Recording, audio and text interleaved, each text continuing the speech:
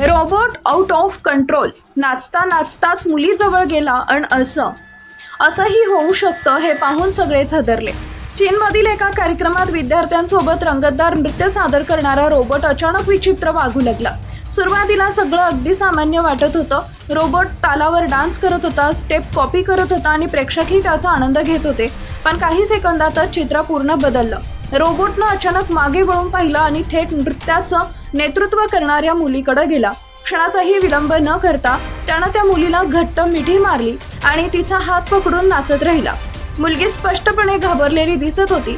ती स्वतःला सोडवण्याचा प्रयत्न करत होती, पण रोबोट काही केल्या तिचा हात सोडत नव्हता. आसपासचे लोकही गोंधळले. काहींना काय करावं हे सुचत नव्हतं.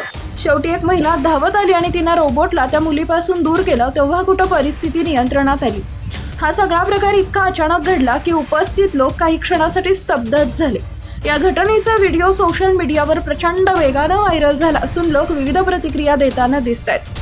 काहींना हे मजेशीर वाटलं तर अनेकांनी याला धोकादायक इशारा मांडलाय.